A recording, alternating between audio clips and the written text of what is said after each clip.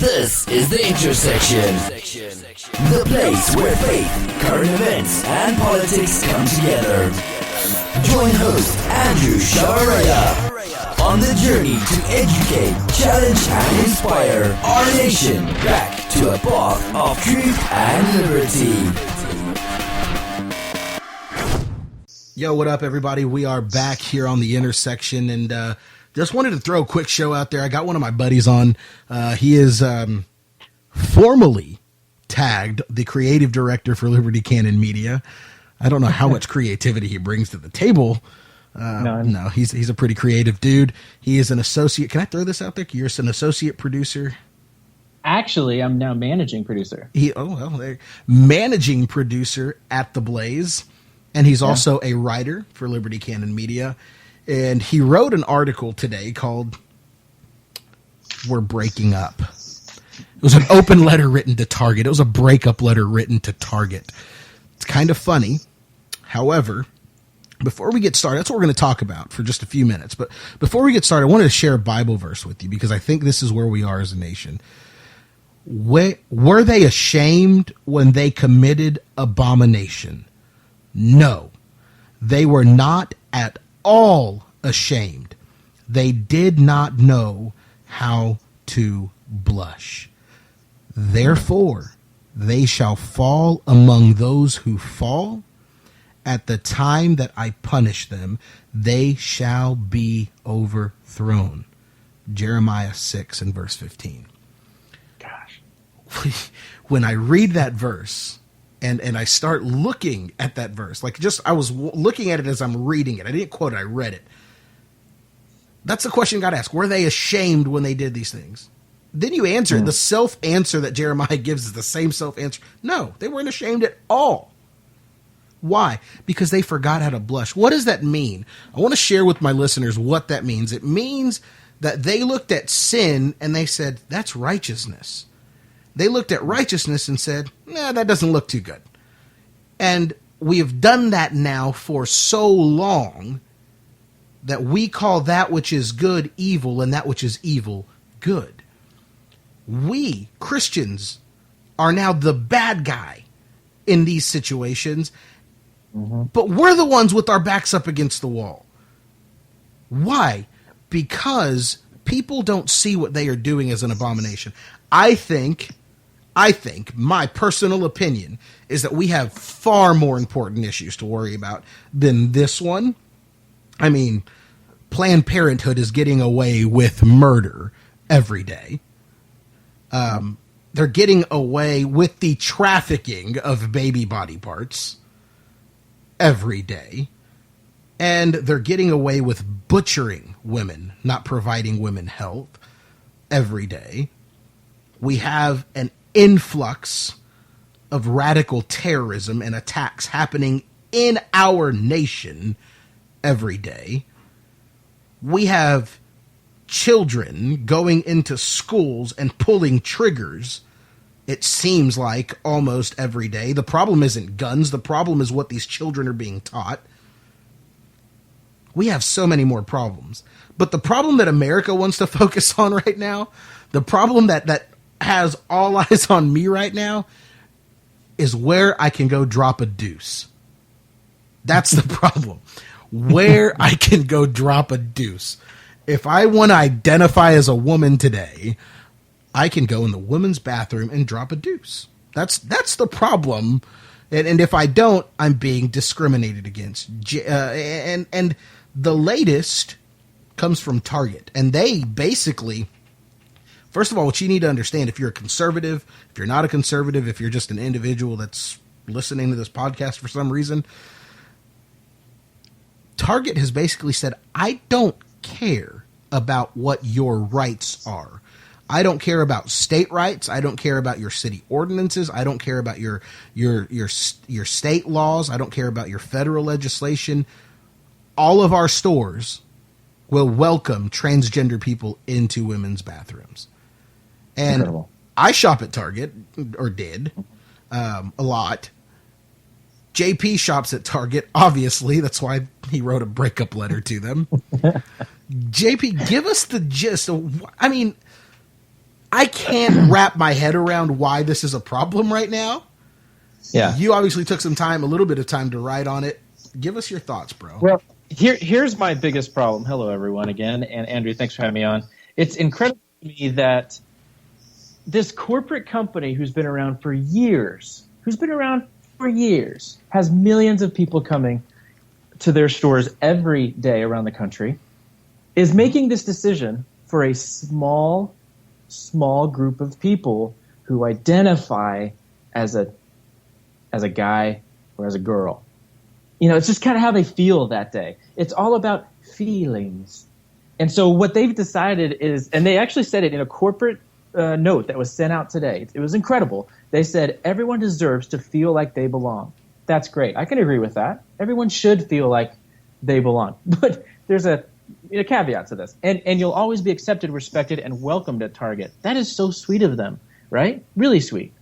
But right before that, they say, given the specific questions these legislative proposals raised about how we manage our fitting rooms and restrooms, we felt it was important to state our position. So they wanted to come out and tell the world that no matter what you might think that day, or what you might identify as that day, you are always welcomed at Target. So if you want to dress up as, I don't know, this could be a little over the top, but if you want to dress up as Hitler, and you're like, well, I'm dressing like Hitler today, so I kind of feel like Hitler. You want to go into Target, they should allow you to go into Target dressed as Hitler. That should be it, yeah. I mean, that should be how it is. So the last part of one of the things that they said was, in our stores, we demonstrate our commitment to an inclusive experience in many ways. Most relevant for the conversations currently underway, we welcome transgender team members and guests to use the restroom or fitting room facility that corresponds with their gender identity. With their gender identity. Gender identity. So, Andrew, if you feel like a woman, we all, as men, we don't like to admit it, but sometimes we can get a little emotional about things, like watching Saving Private Ryan, watching Die Hard, and I get emotional when I watch that. Great examples of emotionalism for men. I mean, it's really intense, especially. I cried. I think I cried. The last movie I cried at was Gladiator. Oh, Gladiator, of course. It's definitely a tearjerker. Magnificent Seven was one of the ones for me. Yeah. But anyways, so that to me, like, if I'm feeling emotional that day and maybe I'm a little teary and I want to go into Target maybe and, I don't know, get something to eat because they do have food at a lot of them, or get something to drink. If I'm crying and just feeling emotional and just, it feels like I got everything out there. Not saying that all women are emotional. Let me get that out there first. Not all women, just making sure I get that out there. But just like, if I feel that way, I might want to identify as a woman and just say, you know what, I think I'm a woman today, So I really have to go to the bathroom, so I'm going to use the women's restroom.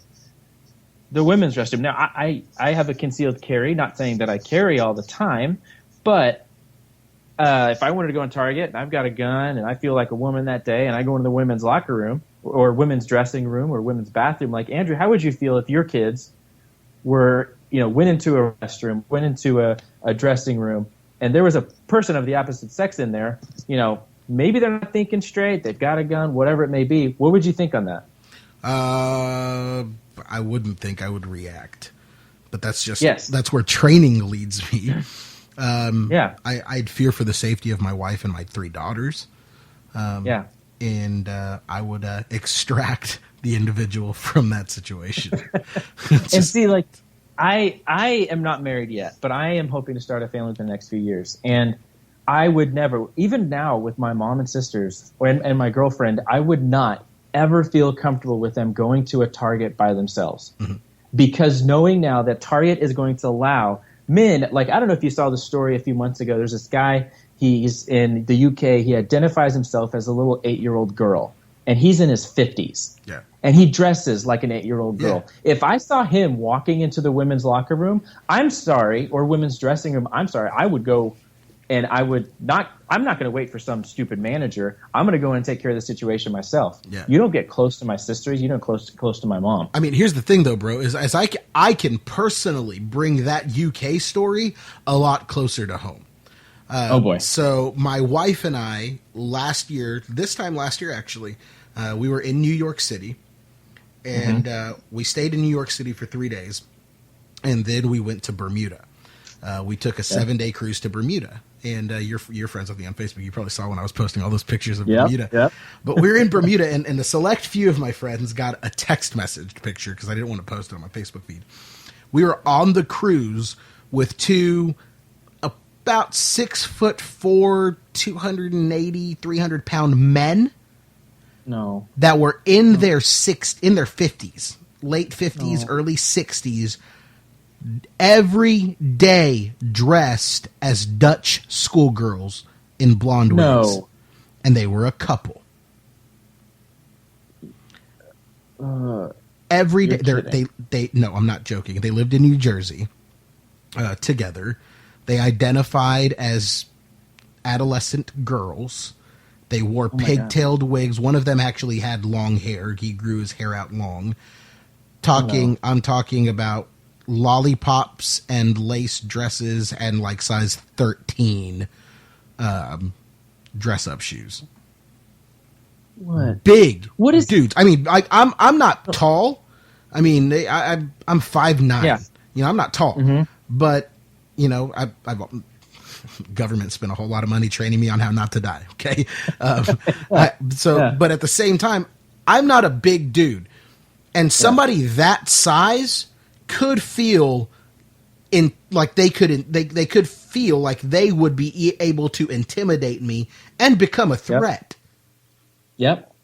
I mean, I'm not saying that would happen or that wouldn't happen. That wouldn't be very ladylike. But then again, we saw a transgender on national television threaten Ben Shapiro that he would leave in a body bag. Very ladylike, mind you.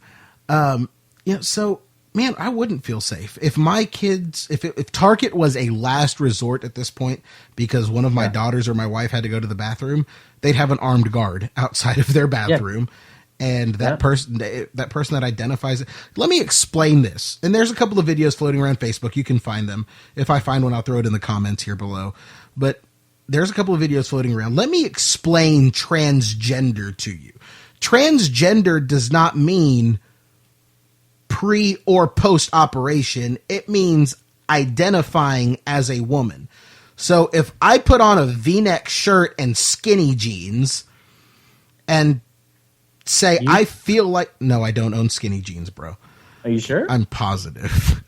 but if I were to put that on and say and then put on a wig, maybe I don't even have to change my voice according to transgenderism. Some transgender people maintain their voice, so I don't have to change my voice at all. I don't have to really and truly change my appearance all that much because I can say I'm just now starting my transgender transformation. Wow. And identify, and that's passable as being transgender. That's incredible. Incredible. I mean, how many of these, okay, look, it's, I want you to go over, we talked about it a little bit before, the civil rights issue. This is not a civil rights issue. Not a civil rights. Everybody's I have been called, I have said, I work with an atheist, and, they've said before that, this is wrong. You hate gays, you hate people that are different than you. And I'm like, no, I don't hate gays. I disagree with their lifestyle, but I hate gays. I am a Christian and I have my beliefs. I might, this is a free country. You can do what you want. I don't care. But when you start infringing on my rights of my beliefs, which according to not just Christians, but really all religions and all, even non-Christians are looking at these laws that are coming out saying, or even these stupid things from Target, they're like, okay, wait. This is not right. Yeah. There's something that is not right about this. Go ahead and talk about civil rights. I laugh, though. I laugh when people say, well, you just hate gays. You don't like gays. Yeah. Okay, I'm going to throw this out there for public consumption. Okay. Mm-hmm. We had multiple homosexual people in our wedding party on both sides, on mine and my wife's side. Awesome. Okay. I mean, look, I have nothing against gay people. Do I agree with their lifestyle? All of my gay friends know that I disagree with their lifestyle, and that I would call it sin the way that I would call anything. The best thing about consistency is when your friends know you're consistent, you can still be friends. And they know that I would call homosexuality a sin just like I would call any other thing that's sin. Straight up. Yep. So my friends know that, but we're still friends. You know, that's the thing. But to talk about the civil rights part, okay, we happen to have a mutual friend, somebody that knows a thing or two about civil rights. Just a little. Just a little bit. Yeah. I mean, pretty much I would probably say is the authority on civil rights around today. Yes. I think I'm safe to say that. Dr. Alveda King, if you don't know who we're talking about. Dr. Alveda King is an amazing individual. So blessed to be able to call her a friend. And one of the things that she taught me about the Civil Rights Act is that the Civil Rights Act says that you cannot discriminate against a person for something that they were born with. That's in the Civil Rights Act. Civil Rights Act basically says you have to meet certain qualifications, okay? And one of the qualifications of a civil rights issue is you're being discriminated against for something you were born with. So, like being born black, for instance, or African American to be politically correct. But it was called black during the Civil Rights Act. So, for being born black, I can't discriminate against you if you're black. Fair enough. That's a civil rights issue. You're a human being just like I am. But here's the thing. This is not to say that transgenders and all those, you're not human beings. You're human beings.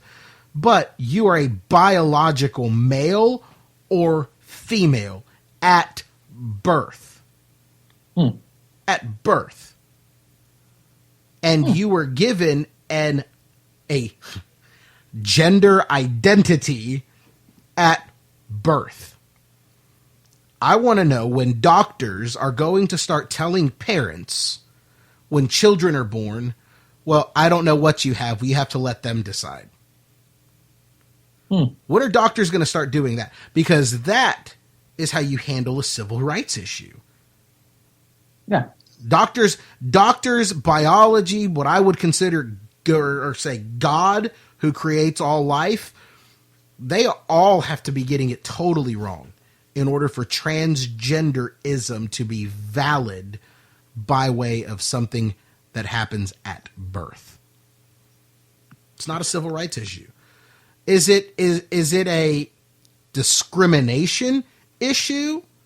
Sure. I would argue that in some cases I would say there are cases of discrimination against the homosexual transgender community. Yes. Do I agree with that? Absolutely not. Completely disagree with that. But one of the things we talked about these guys when we were off air, talking about a totally different situation, but Jason and David Benham, the Benham brothers, they've been battling this bill in North Carolina, this gender neutral bathroom ordinance. We battled it here in Texas, in Houston. But one of the things that Jason and David said the first time I met them, the first time I was able to interview them, one of the things they said was Jesus loves all people, but Jesus doesn't love all ideas. and I have loved that. It's always stuck in my head. Jesus loves all people, but he doesn't love all ideas. And that's the same attitude that Christians should have. I love all people. Do I love my gay friends? Absolutely, without a shadow of a doubt. Man, I'd give them the shirt off my back. I'd give them shelter if they needed. I'd put food in their bellies. I'd give them to drink just like I would anybody else that needed help. Okay? Yeah. But do I dig what they're doing? No, I don't, man. I can't. Biblically speaking, I can't. But to get right down to the heart of the matter, we're not arguing this over a discrimination issue. We're arguing this legislatively as a civil rights issue. And as a civil rights issue, it does not stand. Right. And it's I think the other thing along with that is it's not just an issue where we're just fighting to be fighting because we disagree. It's a safety issue, but it's also one of those things that we've seen coming along there's these little steps that happen with the enemy that they're like, okay, slowly here. We're going to take just little pieces away from your freedoms. And to me, this is a freedom of just my family going in to what should be the safest place for them, should not be an issue, but now it's becoming something more. And so now it's a safety issue. Right. And it's not just that, it fringes on my beliefs. So why can they not care about my beliefs when they're caring about 0.3% of the American people? Something crazy like that. Yeah. Don't well, it's less than 1% of the American people that are openly part of the LGBT community. But that is less than 1% that identify holistically as lesbian, gay, bisexual, transgender, or queer. That's less than 1% of all Americans that are outed. If you want to take the more liberal approach, which I'm okay with taking the more liberal number, 3% of Americans that identify as in the LGBTQ community. So even still, that's 3%, but even less than that would identify as that one segment that we're talking about is the T, transgender. Yeah. That's it. Yeah. And this is, to me, like, yes, it's not a huge issue, and it's so annoying that we are fighting over this. But this is one of those things where we as Christians see we got to make sure that we choose our fights wisely. For me, I'm seeing this as one of those things where it's like I have to take a stand on this, because if I don't take a stand here, I'm not going to take a stand somewhere else. And I took a stand with Planned Parenthood. I'm taking a stand with this one. And, Planned Parenthood, much more so, is 10 times worse. Right. Go ahead. When you think about this issue, and you're exactly right, you have to choose your battles wisely. But this issue, not only does it stomp on our Christian liberty, it stomps on our safety. I mean, I'm a father of 4. I have 3 girls, 1 boy, and I'm a husband. Okay. My wife can hold her own. She can. She carries. We both have our concealed carry licenses. My children have been trained, or my 2 older children have been trained around firearms. That's awesome. My 6-year-old son loves to go hog hunting. He has an AR-15 that he takes with us. He pops off rounds. He pops off more rounds than he probably should because they're expensive. But I mean, my kids love firearms, but they also know firearm safety. Okay. So I know my kids are safe, but at the same time, in a vulnerable situation like that, in a bathroom, and we're talking about the safety of my family, like you said, we're talking about so much more. And again, we're arguing about something that ultimately will reshape the fabric of our nation. Really and truly, it will. Not only the fabric of liberty, but the fabric of, you could say what you want. We are. I'm going to say I'm going to stand both on the past, on the present, and on the prophetic in the future. We are a Christian nation. We are. Yep. And we were founded on Christian principles. And Christian principles say God is the author of life. Yeah. And as the author of life, God does not make mistakes. So as a nation, are we willing to say, this is basically what it boils down to. No, in God I do not trust. Yeah. Because he makes mistakes.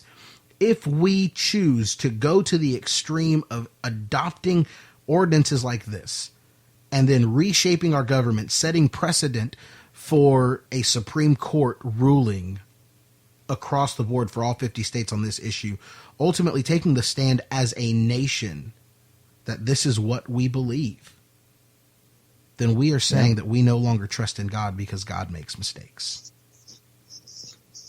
That's scary. That is scary. And that's, gosh, that was powerful. Good job, Andrew. It's like you do this for a living. But you're so right, though. And we have to stop. We as Christians, I think, have been letting this go for too long. And we've been so quiet in our 4 walls. Yeah. And we have to start waking up. And you know it. You're out there speaking to other churches. You're out there doing your radio show. You're out there speaking, waking people up. And we need more pastors like you who are doing that. I know of this few days ago, I was with Paul Blair from Oklahoma. He's an amazing pastor. And the things that he's doing up there is really what you're doing. He's getting out there. He's speaking. He's about to run for, I believe, state senate. That's because awesome. He saw a need and saw that the only way to change things is to get God back in our government. The only way to do that is to learn the process. That's right. To learn what this means in the government. I did this a few weeks ago. My girlfriend started to go through the process of becoming a delegate for Texas. And so I went to some of those meetings. And I tried for it. Unfortunately, I was too late for this election, but I'm planning on for the next one. But it was going insane. to convention, though? Yes, I should be going to the convention. I'll see you there. Yes. Oh, yeah.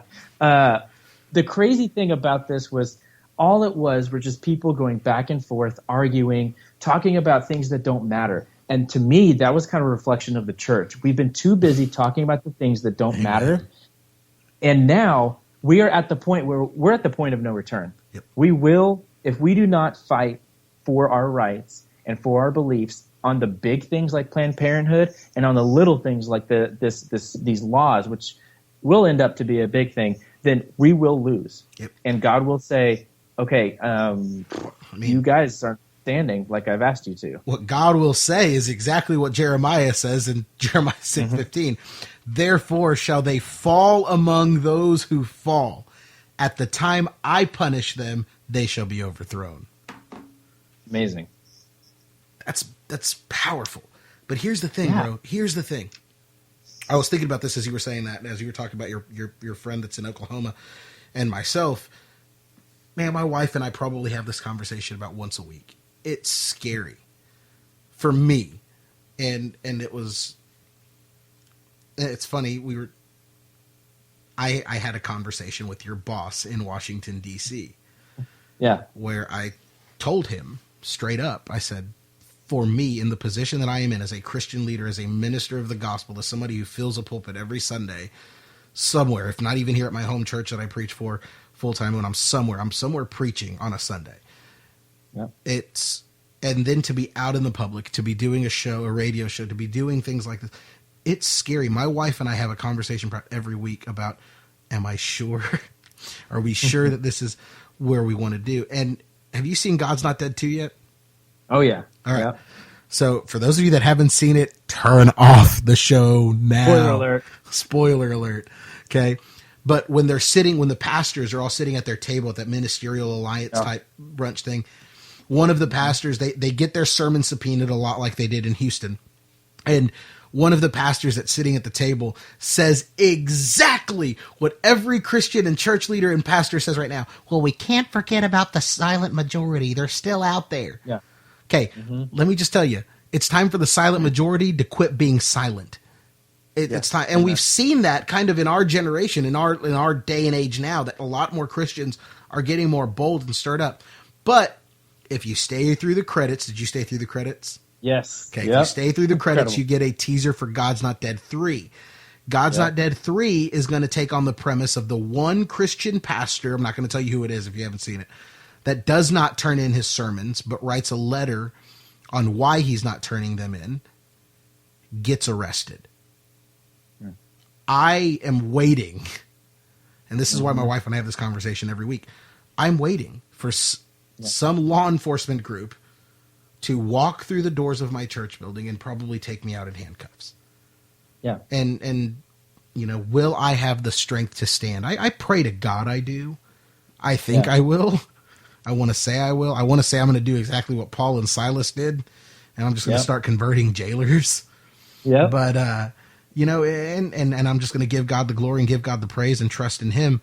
But here's the thing is I'd be lying. I would be lying to you. I'd be lying to everybody. I'd be lying to my listeners if I said it's not scary, or if I said I wasn't scared. Rather, if I said I wasn't scared about some of the things that I do, I don't say this to brag. I'm a small fish in a very, very big pond, but in the last 8 months, we've reached over 2.5 million people. Wow. And I don't say that to brag. But while I say that, number one, God's been glorified. The message of the gospel has been taken out there. At the same time, I know that there are people now that recognize and understand the things that we're saying. And some of them aren't my biggest fans. Just spend some time in my comment section. And and that's okay. But at the same time, I mean, how long is it going to be until somebody gets really mouthy with the right people and they come and try to shut me up? Yeah. So that's what's scary. But you're at a perfect example of a David who thought, who the world thought was like, he's kind of small. I don't really know if he's able to take care of this huge guy, and I just don't think he's able to do it. But look at him; he trusted God, and that, I think, is what the silent majority is not doing. Yeah. They are too quiet, and they think that they're not good enough. But God already said that they are. Amen. He already has told us that we can do all things. He's already won the battle. He's already won the whole war. It's just up to us to stand with him, but to let him also fight for us, and for us to stand next to him as he fights these battles. Yeah. And to stand up for our faith and for our rights to believe in what we know is right. Yeah. So straight up, I'm going to tell you guys something, and this is just a little insight to my friendship with JP. There have been times, straight up, there have been times where I've just been down. I've been questioning things out of nowhere. JP and I can go probably 2 or 3 weeks without talking at all. Like not even so much as a hey. And then like just out of nowhere when I need it the most, hey bro, I'm thinking about you. Just wanted you to know I was praying for you. Is there anything I can pray about? That text message just comes out of nowhere. And then that text message, I remember this one time I was sitting on my bed. I was about to get up, get in the shower. It was to get ready to go to bed. And JP and I just start texting back and forth about what we've been dealing with in the scriptures. And it was the exact same stuff. It was Galatians 6, deeper revelation in Galatians 6. And we just start going back, and it was just like, man, we were getting the same stuff revealed to us from those sections of scripture. And we were just like, it was so cool. And it was just like God affirming to both of us, like, man, y'all are where I need you to be. Y'all are the warriors I need y'all to be. And it was so awesome. But to know, I want you guys, I mean, and I'm going to say this, and this wasn't even planned for this segment of radio, but I want you guys, those of you that are listening to the show, to find your JP, or to find your Andrew, so to speak, that person that will encourage you. Iron sharpens iron. That's what the Bible says. And I would not be able to be a voice without friends like you. And I mean that, like, without people that I know are there for me through the struggle, not just in the high times. I have plenty of friends that are there in the high times. It's funny. I never knew I had so many friends till I got a radio show. I bet. But it's kind of one of those things where, like, again, like I said, I mean, I was down, I was questioning everything, and I got a text from you that day saying, hey man, can I pray for you? I'm just wanted you to know I was thinking about you. Man, to know that you have friends that do that for you, that's what encourages you to not be the silent majority. It's like, exactly. And so pick up, kind of like the God's Not Dead challenge. I mean, pick up your phone and message somebody that you know is a warrior in this battle right now, and just say, hey, man, I'm thinking about you. I want you to know I'm praying for you, and I'm warring with you. And that's what it takes, man. It sounds really cliche, but it only takes a spark to start a fire. And that's all it's going to take. But I want to give you some solution. We've harped about the problem. That's part of the solution. But we have a specific issue that we were talking about. We're talking about the Target issue. I oftentimes, and I told you this before, when Target came out as pro-gay, and when Doritos came out as pro-gay, and when Pepsi came out as pro-gay, I didn't quit drinking Pepsi. I didn't quit eating Doritos, and I didn't quit shopping at Target.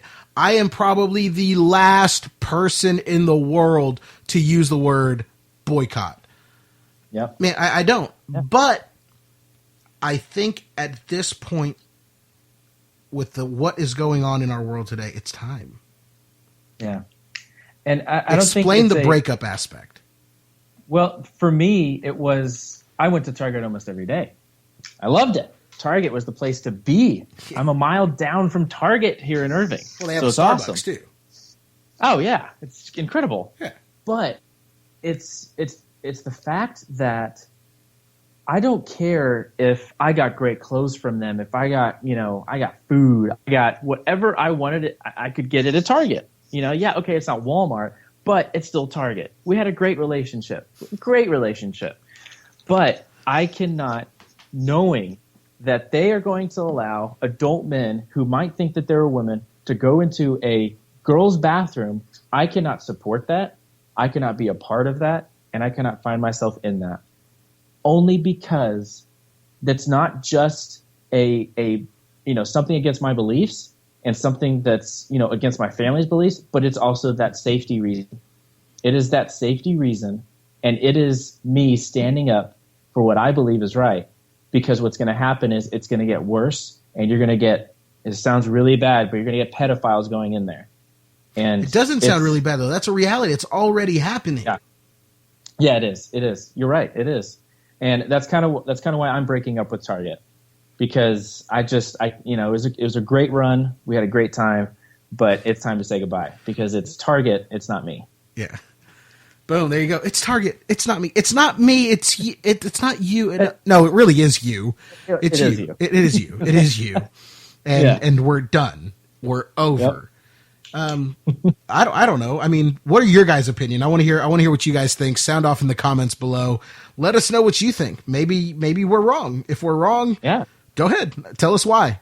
And then maybe you'll find yourself on the next podcast with me and JP and defending your why we're wrong. But I don't know, man. As far as I'm concerned, my relationship with Target's over too. I'm done. All right. I'm done. Like one of the worst exes ever.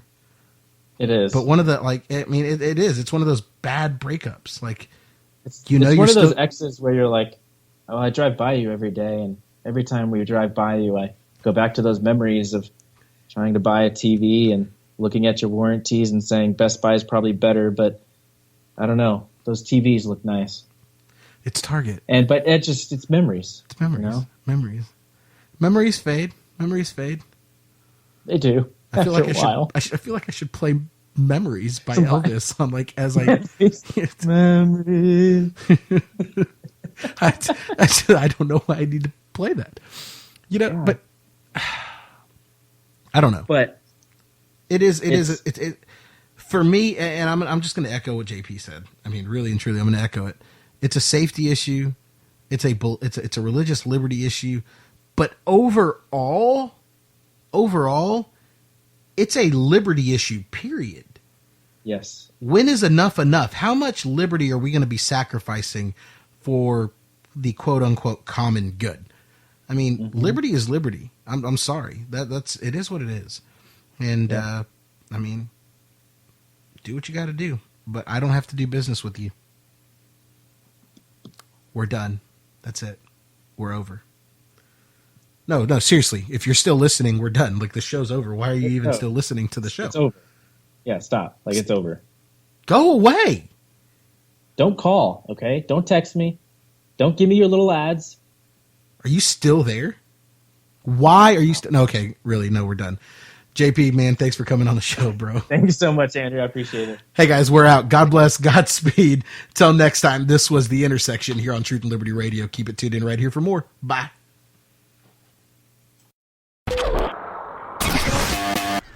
Thanks for listening. For more shows just like this, visit us on SoundCloud by searching Truth and Liberty Radio.